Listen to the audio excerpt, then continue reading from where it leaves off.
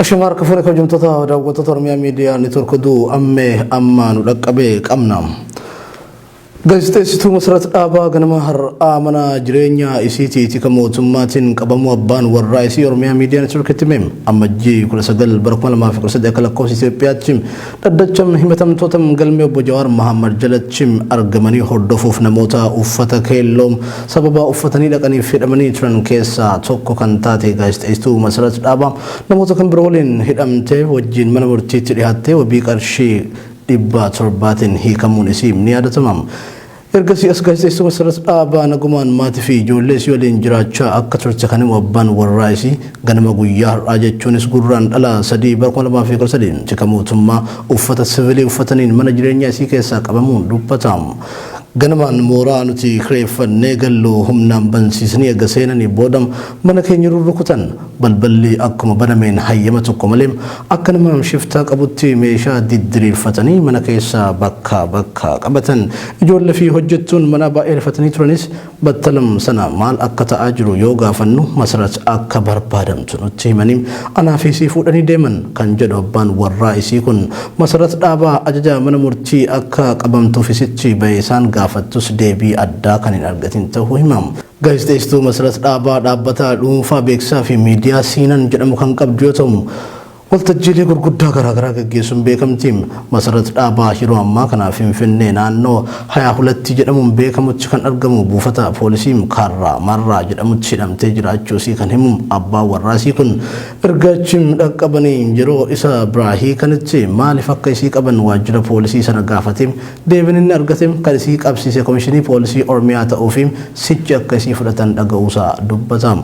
Sababaan qabamuu haadha warraa isaa gaafatamee deebiin inni Oromiyaa Miidiyaa Neetworkiif kennes haati warraa kiyyam hidhamtoota siyaasaa Oromoo sagalee taate malee balleessaa raawwatte hin qabdum hidhamtoota siyaasaa warra duraan hidhame nuufii kaasoo jennu kan biraatti dabaluun furmaata waaraa fiduu hin danda'u jechuun himee uummanni Oromoo salphina mana dhuunfaa keenyatti adeemaa jiru jalaa ooluuf tokkummaan falmachuu qaba jechuun dhaamsa dabarfateetiin jira.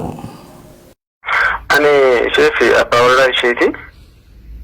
Isheen kan qabate har'a ganama osoma rafaa jirruuti balbala guddaa kan manooriyaa sanaa antini dhufanii humni tikaa rurrukutanii sanaan booda warri dibbii nuti gallu sun mooraa nuti gallu sun dhufanii barrii bananii sanaan booda dhufanii mana nuti keessa jirru ol rurrukutanii sanaan hojjettuun kan mana keenyaa jirti.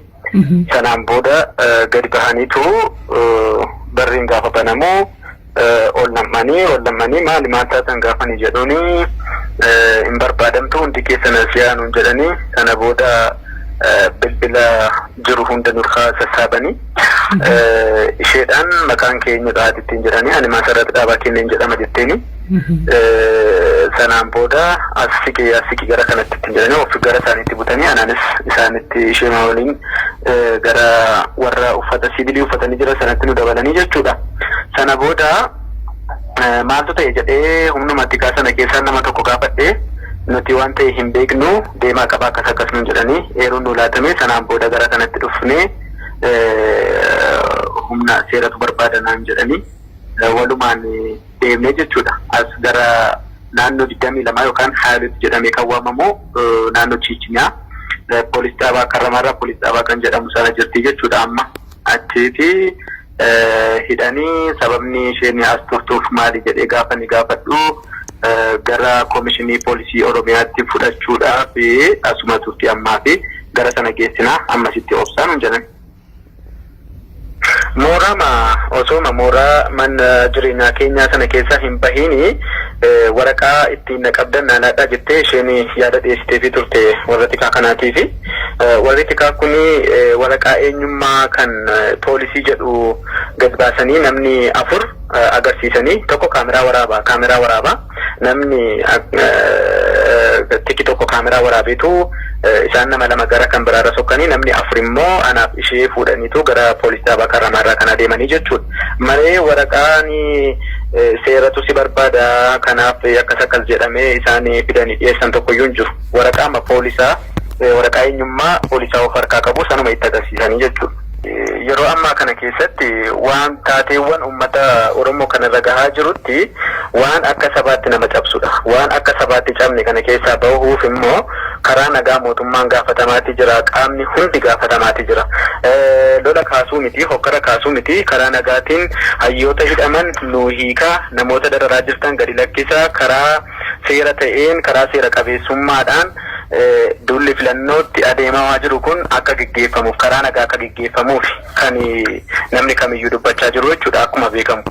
Garuu sun osoo hin ta'in kan hidhame osoo jiru, kan hidhametti hidhamaa dabalaa jiru jechuudha jarri kun. Kanaaf uummanni Oromoo tokkummaa isaatiin ka'ee falmachuu qaba. Mirga isaa gaafachuu qaba. Mirga itu irraa mulqame jechuudha. Waan sabni kun kaleessa dheengadda itti du'e itti wareegamee qeerroon 5,000 ol irratti wareegamee bilisummaa jedhame fidame kana jechuudha. Kana salphina kanaa fi qeerroon sun wareegamne jechuun barbaadan. Salphina sana kana amma kana ga'u keessaa bahuudhaaf immoo uummanni kun wal dhaga'uutu itti jira. Gandummaan wal qooduu, namummaadhaan wal qooduu, dhaaba siyaasaatiin wal qooduu osoo hin taane jechuu barbaadu dhumarratti uummanni Oromoo ta'e marti wal gahuun tokkummaa isaa cimsatee wal ijaaree gabrummaa kana jalaa of baasuu qaba jechuudha. Hayyoota isaa salphatee jiru kana, beekaa isaa salphatee jiru kana dararaa haga kana hin ga'amne dhoksaatti dhumuu keenyarra wal taane dhumuutu filmaatadha jedhee yaadan akka kootti. Kanaaf mootummaan kunis yoo kadhaga'u ta'e saba dararaan irratti wal gahee jiru kanarraa harka isaa kaafachuu qaba. Hayyoota hidhee hiikuu qaba. Ammas namoota ukkaanfamaa jiran kana asuma irratti dhaabuu qabu. Namoota ammaattiidhaan kanallee bilisummaa isaaniitiin gadi baasuu qabu jechuun barbaada jechuudha naan gama kiyyaatiin.